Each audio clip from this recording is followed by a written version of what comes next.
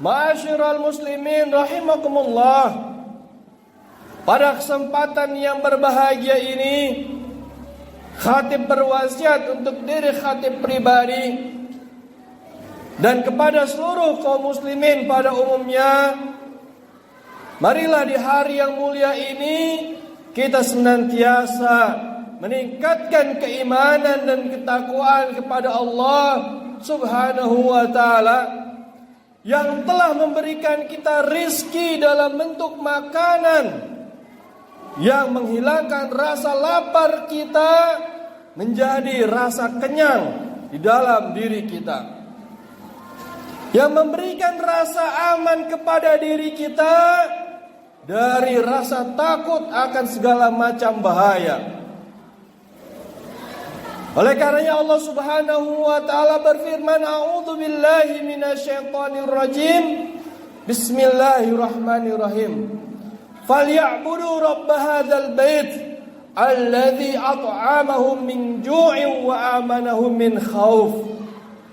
Maka sembahlah Allah Subhanahu wa taala, Rabb hadzal bait, Rabb hadzal Ka'bah, yang telah memberikan kita rasa kenyang, memberikan kita rasa aman. Ma'asyiral muslimin rahimakumullah, ketika kita mentadaburi surat Al-Quraisy ini, Allah Subhanahu wa taala menceritakan bagaimana kebiasaan orang-orang Mekah Quraisy yang senantiasa senang melakukan rihlah, perjalanan dagang pada saat musim panas dan juga pada saat musim dingin. Dari hal ini Buya Hamka mengambil sebuah pemikiran bahwa Islam masuk ke Indonesia melalui jalur pedagang-pedagang Arab. Bukan hanya membawa barang dagangan, tapi mereka juga membawa Islam rahmatan lil alamin dalam bentuk dakwah. Oleh karenanya Allah Subhanahu wa taala berfirman, kuntum khairu ummati ukhrijat lin-nas ta'muruna bil ma'ruf wa tanhauna 'anil munkar wa tu'minuna billah. Dengan ayat ini menjadi sebuah motivasi kepada segenap sahabat, segenap kaum muslimin yang senantiasa datang ke Indonesia untuk menyebarkan agama Islam. Karena dalam ayat ini Allah Subhanahu wa taala bercerita bahwa kalian adalah umat yang terbaik yang dilahirkan untuk manusia.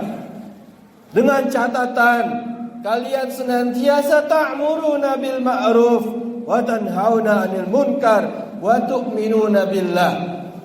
Jikalau kalian ingin mendapatkan gelar predikat yang terbaik di sisi Allah Subhanahu wa taala, gelar predikat yang terbaik di sisi Rasulullah sallallahu alaihi wasallam, maka hendaklah mengajak orang berbuat ma'ruf, mengajak orang berbuat baik, mengajak orang berbuat amal soleh, dan juga mengingatkan apabila dia tergelincir dari kesalahan, apabila dia tergelincir atas sebuah kekhilafan, apabila dia tergelincir atas sebuah dosa.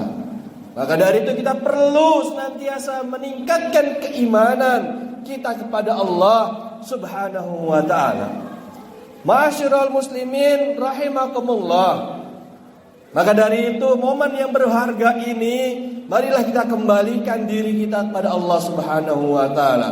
Segala bentuk salah, khilaf, dosa itu sudah menjadi kebiasaan-kebiasaan manusia.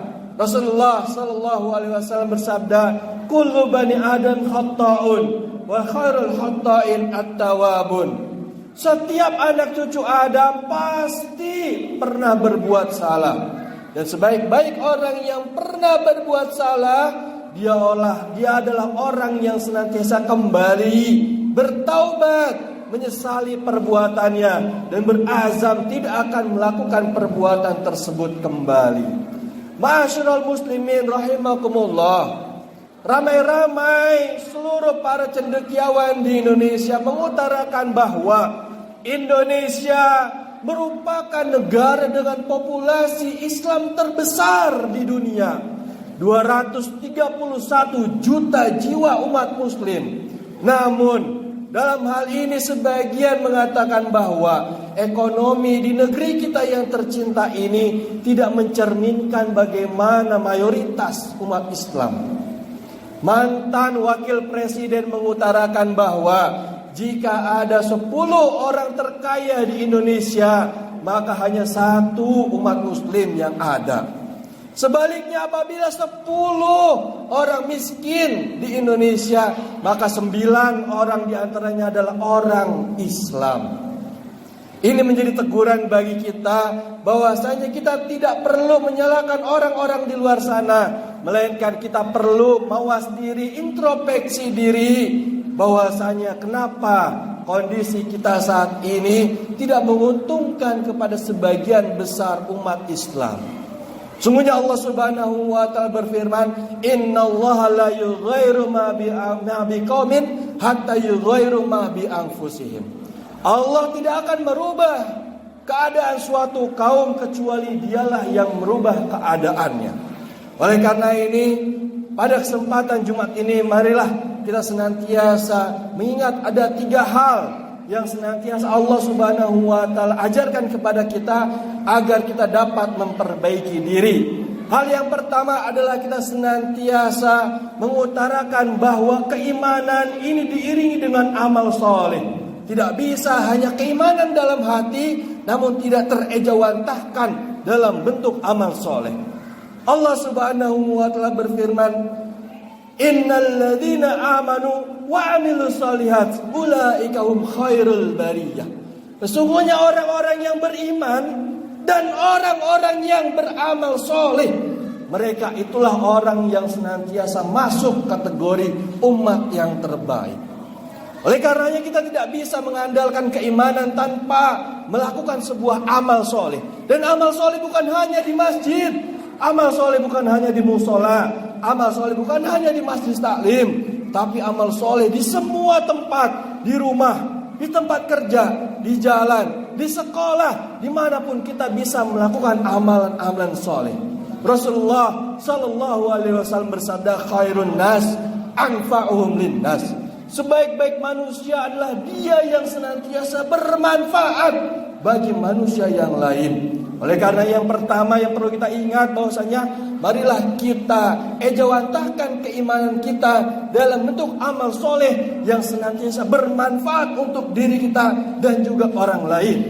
Ma'asyiral muslimin rahimakumullah. Hal yang kedua yang perlu kita tadaburi bahwasanya Allah tidak hanya menginginkan kita banyak bekerja, tidak hanya menginginkan kita banyak beramal soleh, tapi Allah juga menginginkan kerja, amal, ibadah kita harus memiliki suatu kualitas yang terbaik.